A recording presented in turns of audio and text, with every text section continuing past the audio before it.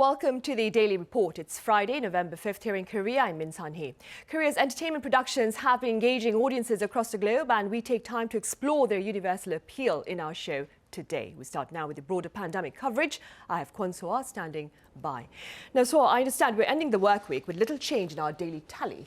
Right, Sunny. So for the past 3 days, we've been seeing more than 2,000 infections, but there's been a slight improvement compared to the past 2 days. So let's take a closer look at the figure. 2,344 COVID-19 cases were reported as of 12 a.m. this Friday.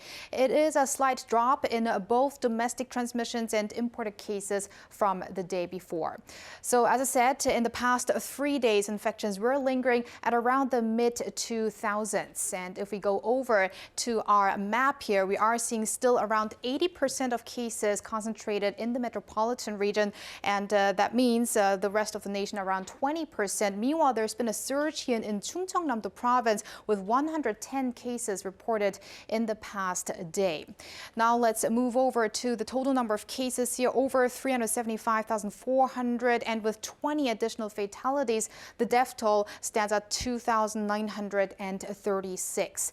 Now, meanwhile, the number of patients that are currently in severe or critical condition stands at 382. That's 17 more than yesterday. And if we compare this figure to the past week, more than 300 people on average have been in such a condition. On the vaccination front, we've got 80.6% of the nation's population that have received at least one dose of COVID-19 vaccine, and 76.1% are fully vaccinated. That's around 39 million.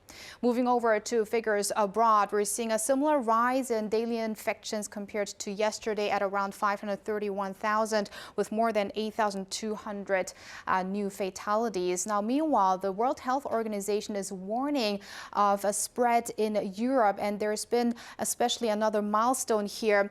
Ukraine has hit the 3 million mark in the total number of infections, with around 27,000 new cases, and also Germany here, close to 4.7 million cases in total, has reported around 34,000 cases, and that is a record high. And those are the general updates I have for now, but I'll see you back in a bit. Sunny? All right, so thank you for now.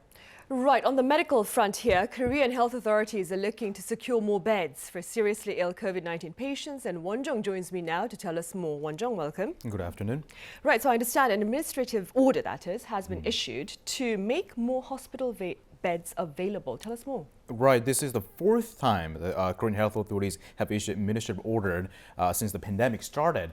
It calls for the provision of more hospital beds for severely ill COVID-19 patients. Now, the order comes into effect starting on this Friday, with a focus on the greater Seoul area over fears that daily caseload could hit the 5,000 or 7,000 mark, maybe even beyond. The government will prepare enough beds that can handle demand, even when the daily caseload goes over 10,000. Now, looking at the hospital bed availability across the country, as of Friday, there are a total of 1,111 beds for severely ill patients and 555 for patients with less serious symptoms. By administrative order, 22 large general hospitals in the Greater Seoul area will secure 402 more hospital beds for patients with moderate symptoms. Now, the goal is to have 1,365 beds for severely patients and 857 for less severe patients, and more than 11,000 for other patients. I see. And staying with that, Won-jung, what can you tell us about the number of severely ill patients currently here in the country? It's a little early to say that, but it's definitely concerning at this point. If I just give you a little updates on this, on the number of severe cases as of Thursday, that we had 365 patients in hospital care due to serious health complications, which is 13 fewer cases than the previous day. Now, today is a little bit higher, but however, according to the recent report from the National Institute for Mathematical Sciences on Friday, that figure could jump to over 500 within 2 weeks and 800 in a month. Now, this forecast is based on the reproduction rate of the virus from October, which is currently at 1.3. A figure above 1 means an increase in infections is expected. For this reason, some experts saying that the booster shots need to be rolled out as soon as possible for those in high-risk groups. Now, looking at the availability, like I said, the hospital beds across the country as of Friday, there are a total of 1,111 beds for severely ill patients. But again, if there are over 800 severe cases next month, as predicted, this could put a strain on the Korean healthcare capacity. Right. Hopefully that will not be the case. 800 severely ill patients, of course not. And as you mentioned, like our colleague Soa said earlier, we have 17 more severely ill patients today, raising that figure to 382 as of yesterday. That would be Thursday. Exactly. Right. Wonjung, travelling to the UK now, I understand that country has now become the first one to grant the green light to an oral COVID-19 pill. Tell us more. Exactly. The UK's drug regulator has approved the antiviral pill Molnupiravir, developed by U.S. pharmaceutical company Merck. The country's approval of the oral treatment drug, could be a game changer in the pandemic. Now, take a listen to what this expert had to say. To have a drug like this, to have an antiviral that's potent, that's able to be taken orally, is a very important moment and does mark a milestone in our discovery of effective medicines against COVID. As of now, though, the details regarding how quickly the pill will be available are unclear. Molnupiravir has now been cleared for use on people over 18 who tested positive for COVID-19 to help manage symptoms and speed up their recovery. The drug has been closely monitored by experts with data showing that the pill could reduce the rate of hospitalizations and deaths by half. The UK government so far has secured enough pills to cover 480,000 patients. The Merck is expected to produce enough drugs for 10 million people by the end of this year and at least 20 million for next year. Right, and authorities here have also pre-purchased those pills for the members of the public in the country. Thank you for now. Wonjung, stay with us for the broader talks. Of course. Right, on the local front again, I have Soa back at the desk with the latest remarks by authorities here regarding the country's COVID-19 situation. Soa. Sunny, along with the administrative order to expand hospital beds in the Greater Seoul area, which Wonjung just explained to us, the government reassessed the entire COVID-19 medical-related system. And first off, in regards to home treatment, to prepare further expanding home treatment as part of our Living with COVID-19 strategy, the government has fine-tuned details on who is going to be subject to home treatment. Now, basically, it's those aged below 70 who have light or no symptoms who can recover at home, but there will be stronger criteria for those aged 60 and above from now on. Only those who have been fully vaccinated among this elderly group or people being isolated together with a guardian will be subject to home treatment. Monitoring of health conditions that was conducted twice a day will be expanded to 3 times a day in case of patients aged 60 and above, people with existing health conditions, as well as unvaccinated peoples in their 50s. Now, as for the 87 community treatment centers operating as of this Friday, the government will maintain that number for now, as more than half of all beds at such facilities are currently vacant. Some expected changes according to the COVID-19 situation in the coming weeks or months have been laid out as well. We will gradually reduce the capacity of residential treatment centres in phase 2 of our transition to normal, after looking at the number of asymptomatic and mildly ill patients, as well as the number of people being treated at home and the availability of beds in each city and province. Once at-home treatment becomes the norm, the focus of institutional treatment will shift towards foreigners and travellers from abroad in phase 3 of our transition. Right. Now, Soa, do these preparations, especially our treatment options, imply that authorities here are indeed expecting an alarming surge in transmissions in the coming days? That is a good question, Sunny. As we heard from Wonjung before, that there is a possibility of infections rising to the 5,000 or 7,000 mark. But officials are saying that right now they are implementing these measures, including that administrative order in the Greater Seoul area, because it takes some time to really expand these hospital beds beds. So around 4 weeks after that implementation, they will actually have that additional number of hospital beds available. So they are making these measures here to be on the safe side at this point. Also, they have been saying that in other countries abroad, there have been surges around within a month or two after they did transition into living with the COVID-19 scheme. Now, here's a remark a health official, however, made on the possibility of an increase in the near future. Whether or not our daily case counts jump to the 7,000 to 10,000 range depends on how well the nation's people comply with our prevention guidelines. As of now, our tallies have climbed to the mid to high 2,000s compared to the high 1,000s seen last week. And at our current pace, we're expecting to see a rise in those figures to a certain degree next week. Right. So one of the factors, Sunny, that the government officials are mentioning of that could lead to a surge in the coming weeks is that more people have been going to restaurants and also for longer hours, and also to coffee shops as well as to nightlife entertainment venues. And also there are more infections, of course, among those people that are unvaccinated and also among the seniors. So as of this Friday, around half of the infections that we saw were among people that were aged 60 and above, and also those in their teens. Right, and talking about teens, so I understand there's been an update on the government's efforts to tackle the rise in teenage transmissions. Right, you know, the simple answer to that would be vaccinating more teenagers. But of course, that's really something that the individuals as well as their parents or guardians have to decide for themselves. And that's why there have been more questions raised on the possibility of making teenagers subject to vaccine passes or virus prevention passes at public facilities. For now, that's not being considered, with officials saying, though, that further discussions are to follow as the vaccination rate among those aged 12 to 17 remains low and teenage inoculations are still in progress. But when it comes to large-scale events, separate government approvals may be needed. And here's an example. The Ministry of Sports, Culture and Tourism is also requiring children under the age of 18 to submit negative PCR test results before entering large makeshift concert venues that hold more than 500 spectators, in light of the risk of COVID-19 infection among students. Now, to what extent is the government recommending vaccination for teenagers could be the question, because the stance has kind of shifted towards a higher recommendation than before we entered into this return to normalcy scheme. So for now, officials are stressing that the benefits, of course, outweigh the risks, but the benefits are not as high as those among adults.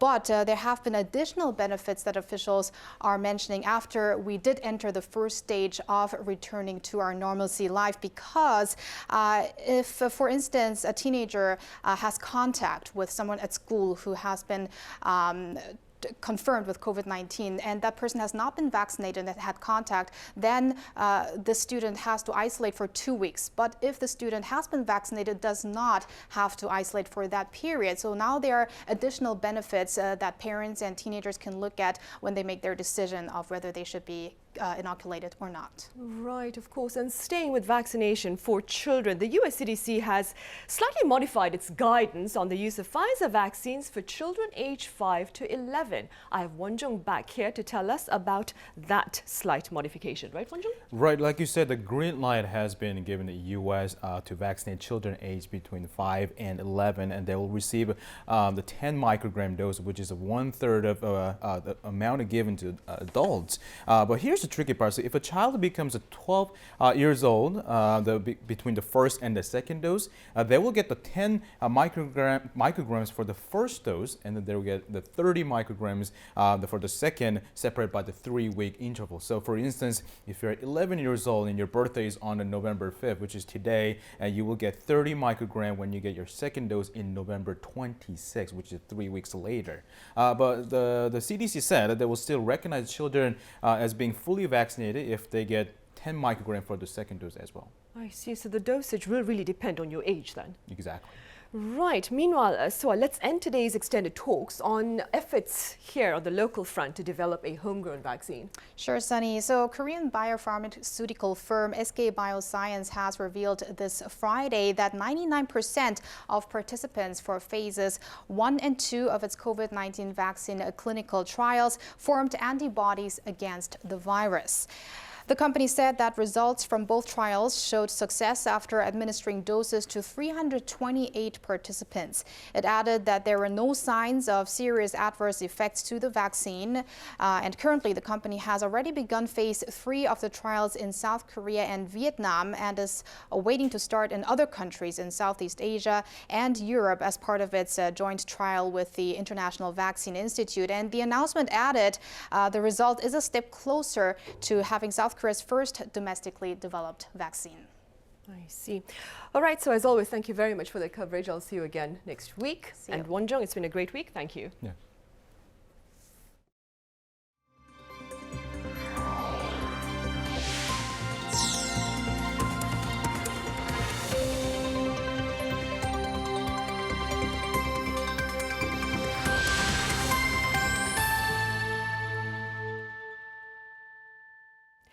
President Moon Jae-in has arrived back home, having ended his agenda in Europe, with his plane landing in Seoul Airport around an hour ago. Our Blue House correspondent Kim Min-ji, who was part of the traveling press corps, recaps some of his key moments. South Korea and the Visegrad Group will take steps to further enhance cooperation in the areas of science technology, energy, and climate change. On Thursday, the last day of his Europe tour, President Moon Jae-in held a summit with the prime ministers of the V4, which consists of Hungary, the Czech Republic, Slovakia, and Poland. 한국은 V4의 교통, 에너지, 디지털 인프라 구축 사업에 활발히 참여하고 있습니다. 지금까지의 협력 사업 성과를 더욱 확대하고 수소 경제 육성의 힘을 모아 탄소 중립 시대의 새로운 성장 기회를 만들기로 했습니다. Seoul will take part in the construction of new airports, railways, and nuclear power plants in the V4 countries. Blue House said that South Korea maintains its stance to gradually phase out nuclear energy, but that it can cooperate with other countries and need Korea's technology or personnel. The two sides also agreed to further bolster cooperation in the electric vehicle battery sector and other promising industries.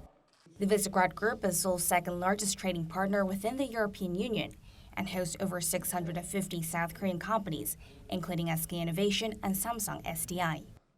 Moon also thanked the V4 for reaffirming its support for South Korea's ongoing efforts to engage with North Korea and declaring an end to the 1950-53 Korean War. 한반도 평화 프로세스에 대한 V4 국가들의 꾸준한 관심과 지지에 감사드립니다. While in Budapest, Moon also paid his respects at a memorial dedicated to the 28 victims, 26 of them South Koreans, of a deadly boat collision on the Danube River 2 years ago. 또한 그렇게 영원히 그분들을 얻기 위해서 중요동안까지 알려주신 것 대해서 감사드립니다. At the UN Climate Change Conference in Glasgow, President Moon pledged before the global community that South Korea will cut its carbon emissions by 40% by 2030 from 2018 levels. That's up from the previous target of 26.3%. He said that Seoul will also join a global initiative to cut methane emissions while do away with coal power by 2050. 쉽지 않은 일이지만 한국 국민들은 바로 지금 행동할 때라고 결정했습니다. In Rome at the G20 summit, Moon vowed to contribute to global efforts to reduce the vaccine discrepancy between advanced and developing countries. He said South Korea will step up production capacity as a global vaccine hub to aid efforts to vaccinate 70% of the global population by mid-2022.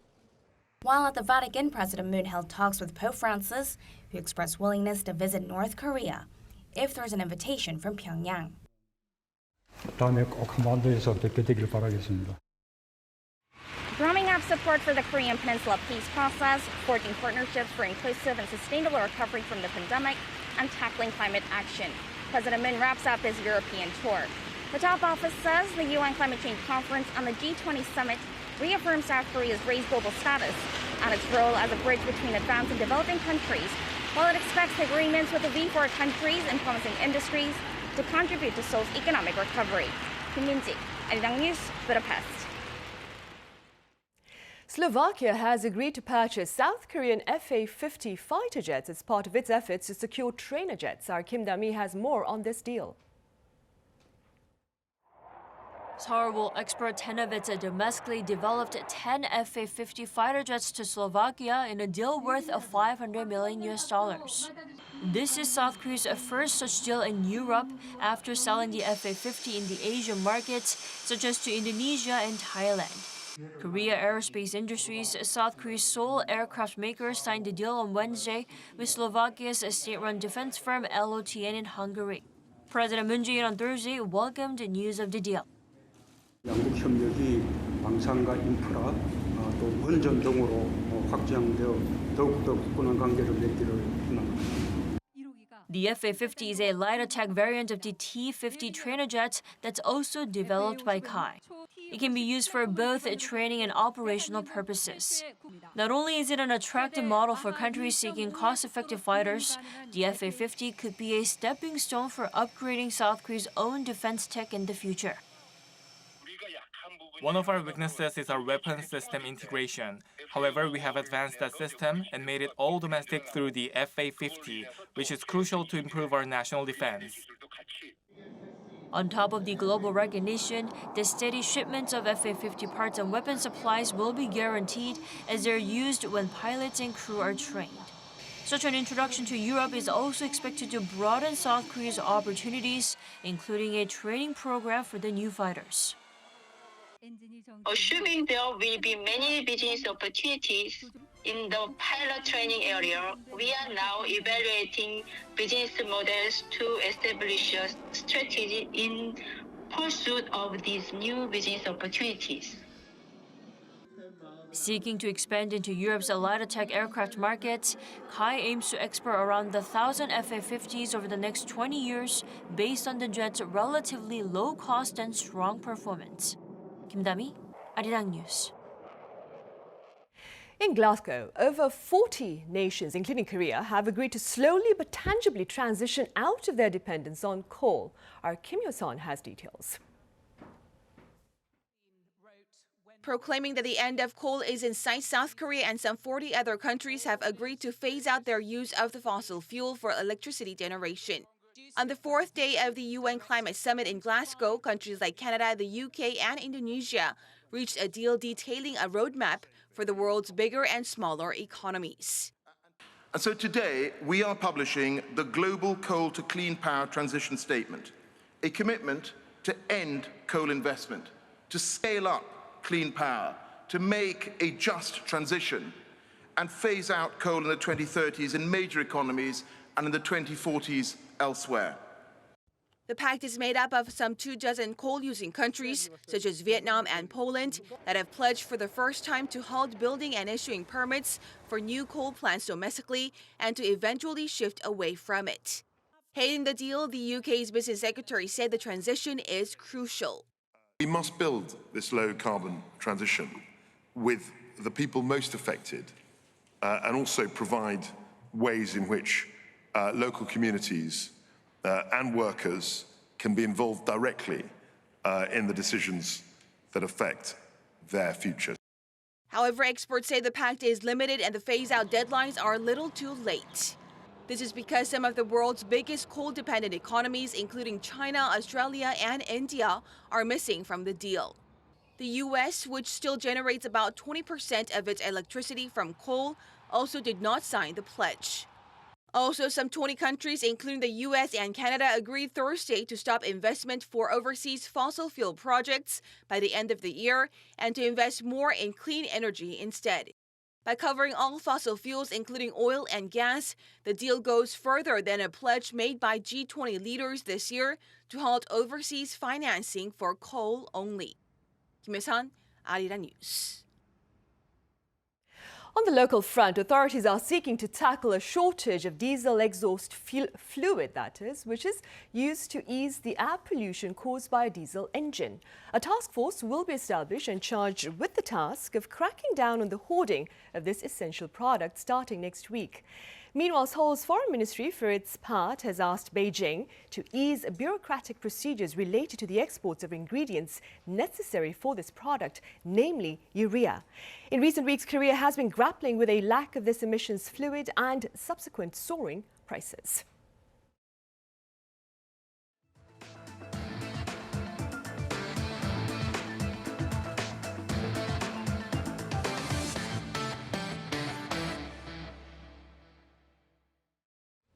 Up next, we shed light on international media coverage of events on the Korean Peninsula. And as always, Kim Sung-yeon joins me now. Sung-yeon, welcome. Great to see you again, Sunny. So major foreign media outlets throughout the week, of course, was focusing this week on the COVID-19's exit strategy of Korea. And today I also brought in stories about Samsung's foldable phones, Korea's esports talent, and the entertainment industry as well. So let's dive right in.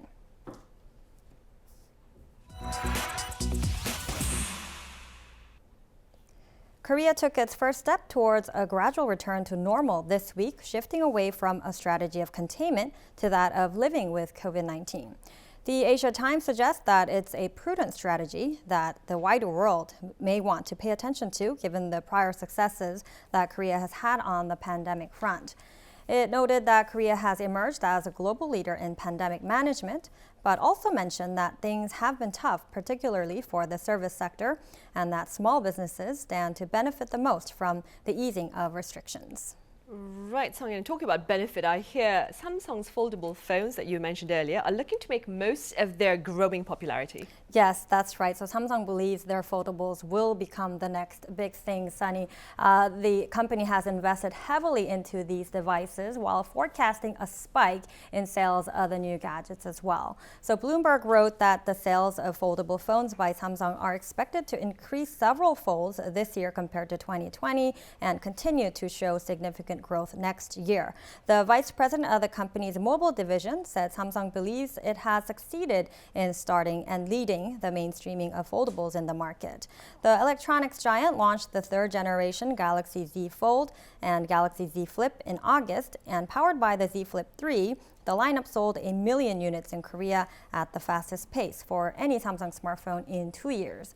Now, Bloomberg highlighted that the company is counting on these devices to lead the charge against Apple's iPhone, particularly this coming winter holidays. Right, and staying with that optimism, Korea has always been an sports powerhouse, Sung-yeon, but I hear prospects there are looking even brighter. Yes, so seems to be so. A story was written on how esports in Korea is ever more growing and getting a boost from the big businesses here in the country, while a late-night game curfew for children has now been lifted as well. So Reuters highlighted that gamers can now benefit from the country's announcement in August that it would abolish a decade-old law that bans children below the age of 16 from playing online games on computers from midnight to 6 a.m.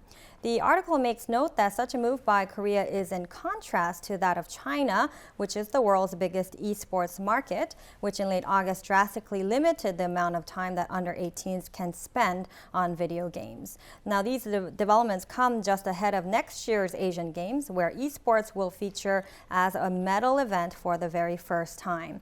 Reuters says that although Korean government support for the esports industry has been lackluster up until now, the vacuum had been filled with investments from big businesses and other private entities so far. I see. Well, that is good to know. And moving on, Squid Game continues to be all the rage. Sung-yeon, what is the latest on that front? So I came across an interesting article on the Financial Times this week, not just about Squid Game, but about the Korean entertainment and the Korean content in general. The Financial Times described Korean content as having bulldozed its way into the global cultural consciousness in recent years. It says that while the success of Squid Game illustrates the potential of Korean content in attracting global audiences, it has also brought to light a growing dilemma for Korean entertainment companies. The predicament being how to move from producing content that performs well on foreign platforms such as Netflix to growing its own platform so that they can emerge as global players in their own right. It reports that having given the world Kpop, Parasite, and Squid Game already, Korea is now looking to create its own independent platforms to distribute local content globally. Right, independent platforms. And that is something we will dig deeper into during our panel discussion in a bit. In the meantime, Sung-yeon, thank you for that coverage. Thanks for having me.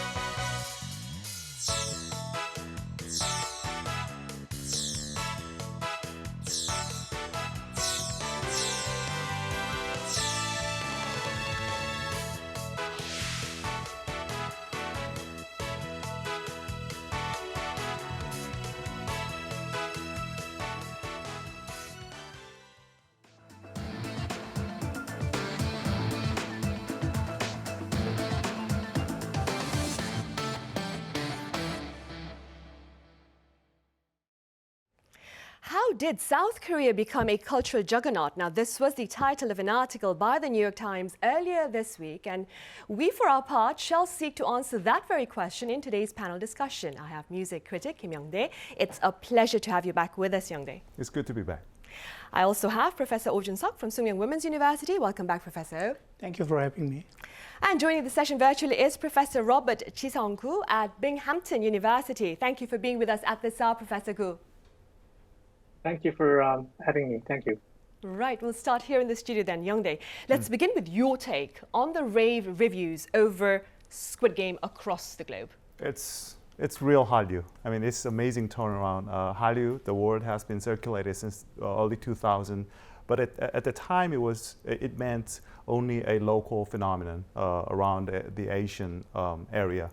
But now people really started to pay attention to all the details of the Korean contents in terms of how actually the story is told, how the specifics are, and the story were displayed in this type of contents. Well, NPR, the American media, they pointed out that Squid Game might be too tough for American audience or general public because it's too specifically Korean. But it doesn't matter. I mean, it's wrapped with amazing cosmopolitan aesthetics, but still at its core, it's Korean contents. So it is still acceptable, it's digestible. And so now we are actually facing a new phase that the very Korean contents, well, whether it's music or movie or a TV drama, could be accepted by the global audience and help them to understand more about Korea.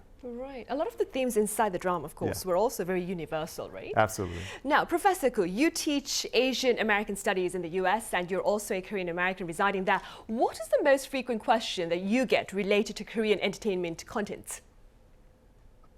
Yeah, well, I've been getting a lot of questions recently about Squid Game. The Squid Game moment sort of reminds me of the frenzy around Gangnam Style about 10 years ago, when a lot of people were puzzled about exactly what was going on, who is the side guy, what is Gangnam.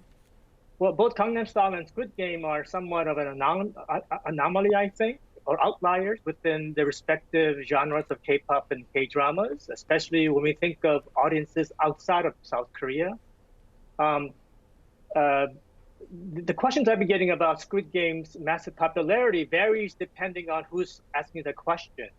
For those who are already somewhat familiar with Korean content, especially Korean dramas, the question is, why Squid Game? And among those who has never seen K-dramas before, and there's a lot of people who haven't, the question seems to be, are all Korean dramas this violent and intense? The answer, of course, is no. Some of the most internationally popular K-dramas over the past 10 years have been sort of the opposite, meaning wholesome and sugary sweet. And I'm thinking about immensely popular K-dramas such as Jewel in the Palace, Winter Sonata, Full House, Coffee Prince, Boys Over Flowers, and Crash Landing on You, and so forth. And in this sense, Squid Game seems to be something very new to the global audience as far as the style and content of K-dramas are concerned. Right.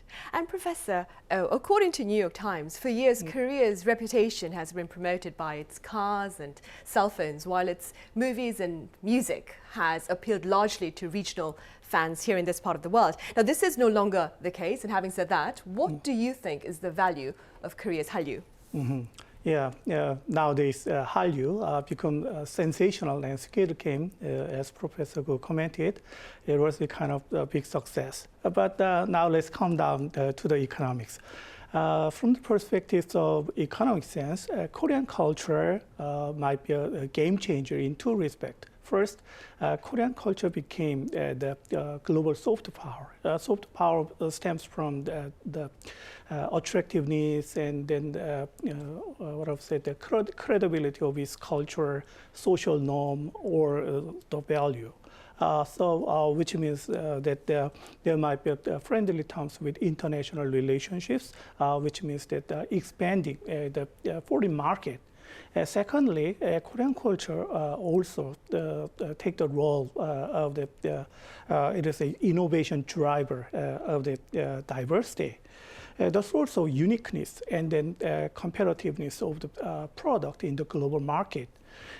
Till now, Korean government try to change their trade policy to the trickle of growth, which means by dynamics of diverse startups or the entrepreneurs, and then they try to gain competitiveness. And then before that, the Korean government to pay attention only to the top-down growth, which is driven by some of a few of the family-owned conglomerates. So by way of this kind of diversity, that startups and entrepreneurs or even ventures, they got a chance to expand their market opportunity, and not to mention of risk management also. But for all the glitz and actions, though, the entertainment industry has been dropped by the vast manufacturing sectors due to COVID-19. But this time, it was so different. And then it has proved the possibility and potentiality of content export, partly, of course, due to COVID-19. Right, and new platforms, of course. Right. Youngdae, speaking within your capacity as a renowned critic, what can you tell us about the economic effects of Korea's cultural contents? I'm not sure that's the renowned thing, but anyway. Well, Professor Oh would come up with more detailed numbers, but for me, the ripple effect is not just about, well, BTS or Squid Game, but what comes next after them. Because BTS in K-pop is a really critical being, and they function as a kind of a thing that make people believe that this is the thing. I mean, this is the kind of direction that we're looking for.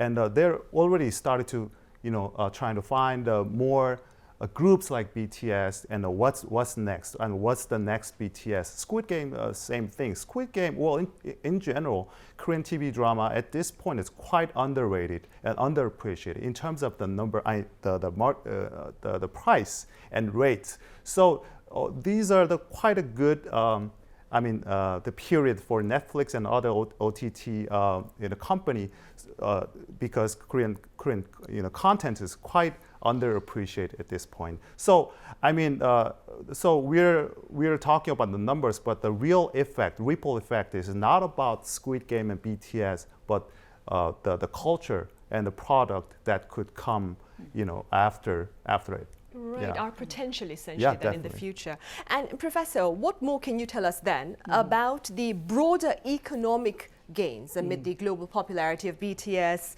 Squid Game, Parasite, and so forth?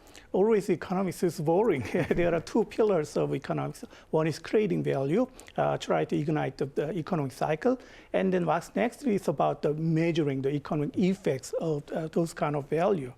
It is very hard to tell because it is not a matter of guessing, but it should be proved by fact.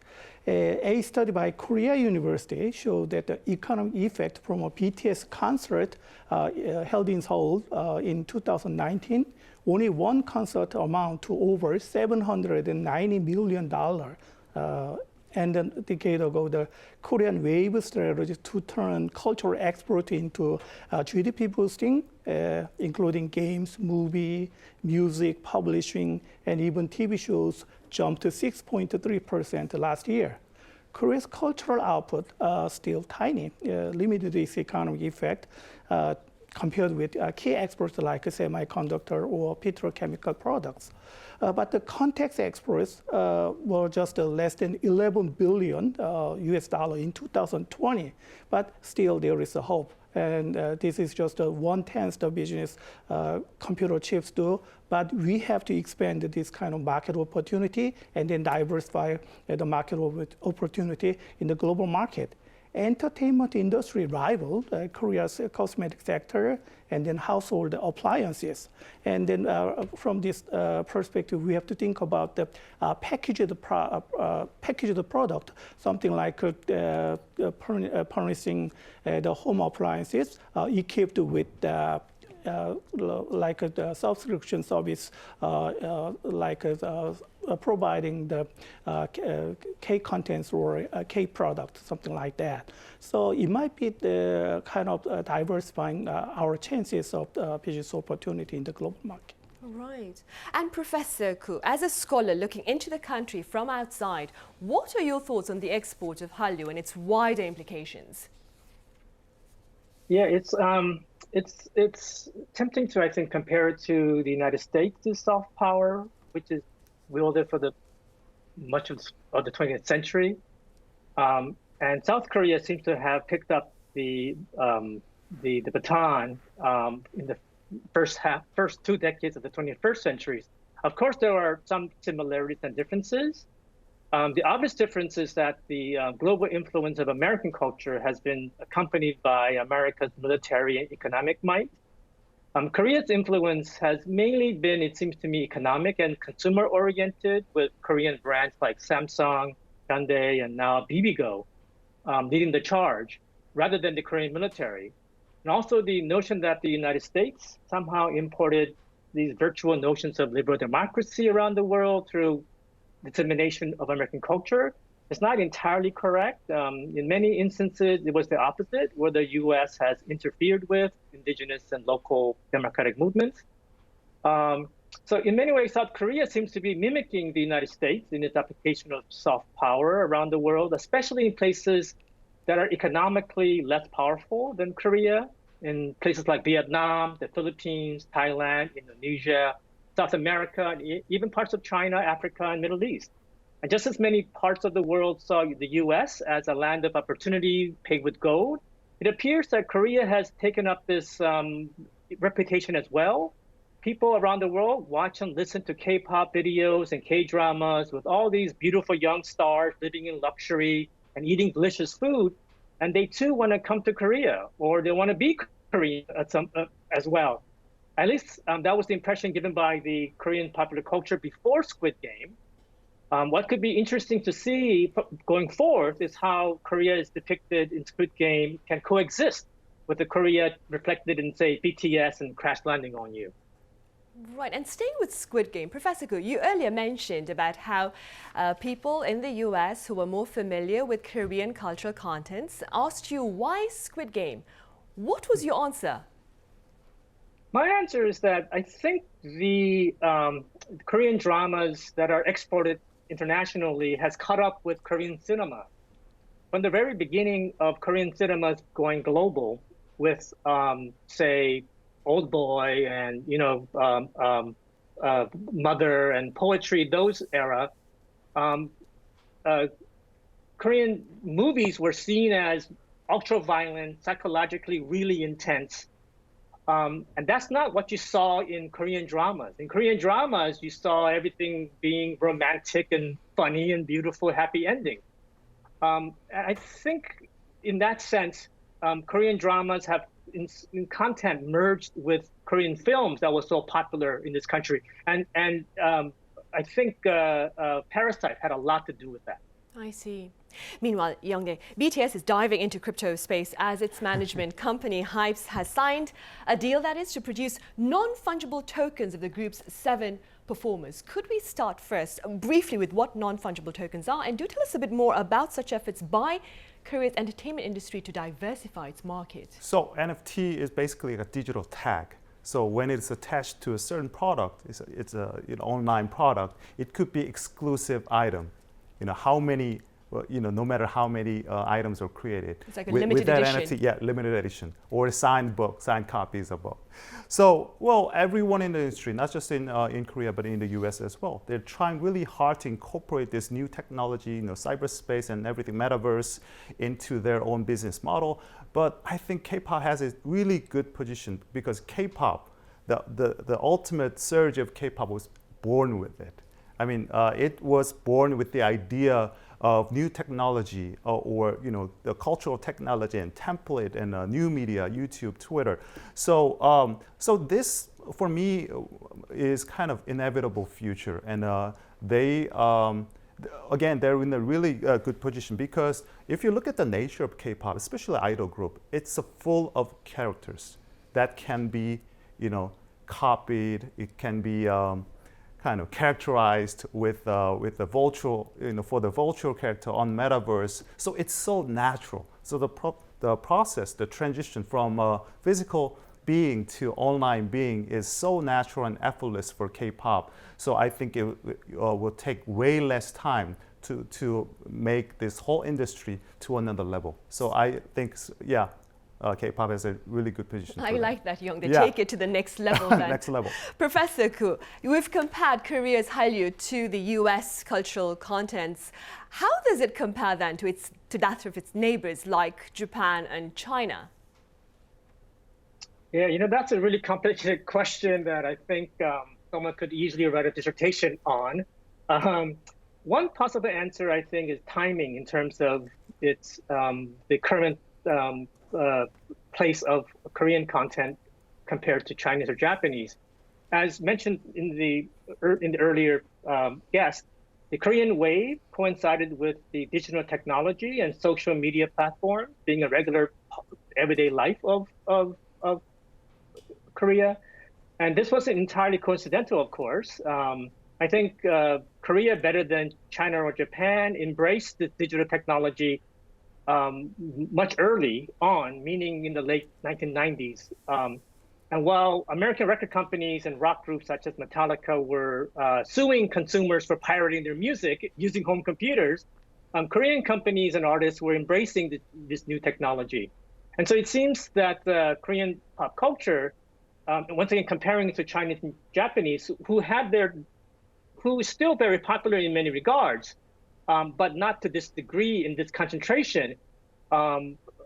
The Korean content seems to be geared specifically toward reaching international audiences in specific ways, almost as a part of a DNA makeup of Korean pop culture, which I don't think Japanese and Chinese culture producers thought about. Could you tell us a bit more about that, Professor Koo? What about Korean cultural content makes it so appealing to the international audience?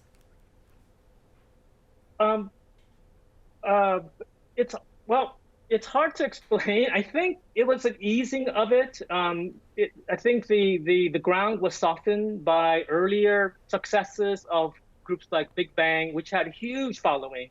2NE1, say Girls' Generation, they all tried to make an imprint in the United States in ways that Japanese and Chinese popular groups did not.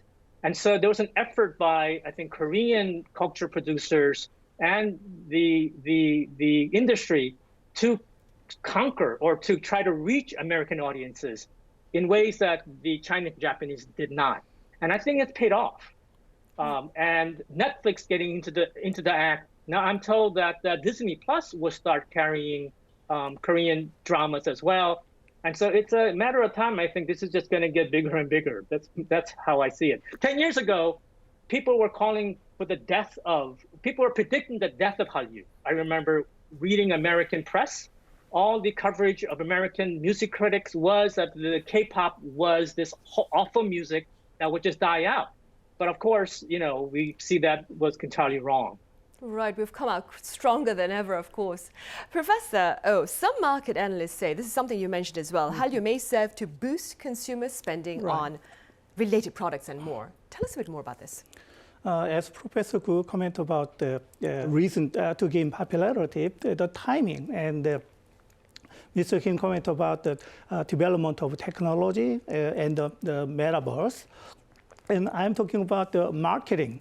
From the perspective of marketing, the very important is establishing modus vivendi, mode of life, consumption pattern in the daily life is a top priority and a marketing strategy. So in a way to gain those kind of modus vivendi, what is important is cultural awareness and then understanding the difference on condition of in sympathy with the global customers. With the success of this kind of Hallyu, that it might be a catalyzer of global sales in the market, and then it's exactly like a situation when you drop by a Starbucks coffee shop, and then not just grabbing a cup of coffee, but you also want to stay there to feel the moment of sympathy with other customers, and then you want to be part of the Starbucks ambience. This might be kind of a success of a marketing strategy, and the Korean Hallyu, it is a good opportunity, good chance for the Korean companies to get the most use of this kind of opportunity. Right, and making most of the opportunity, Youngdae, my colleagues Sungyeon mentioned this earlier on, but there is talk about the need for local platforms to share local productions on the international stage. And having said that, what measures do you propose to ensure continued success of Korea's Hallyu on the international arena? Well, we never saw ourselves as underdog, top dog. We always consider us as an underdog, and the plan was built around that idea. But now, Hallyu literally means that we're in the pilot seat and lead this whole stream. So, what is next? I mean, there's a risk and there's an opportunity. For instance, K-contest is becoming a new model to be copied, to be modulated. So, if everyone started to copy this model, whether it's business or cultural model, then how do we manage our control over that? Well, many months ago, it was reported that Netflix never paid extra money to Squid Game step because it was one-shot deal, so they never have to pay the extra fee because of the nature of the distribution deal. So I think that's another problem. But again, how do we manage ourselves to be in that position and trying to having a consistent control over the contents, over the business deal, and that's probably the gist of our future. Right, those are the tasks that need to be tackled. Yeah. All right, Youngdae, as always, thank you very much for your thoughts. Professor Oh, thank you for being with us today. And Professor Gu, over in the US, thank you very much for your time and your thoughts. Thank you. Right, well, US media claims Korea possesses the ability to punch well above its weight as a cultural powerhouse. And on that optimistic note, we say goodbye, have a safe weekend, see you on Monday.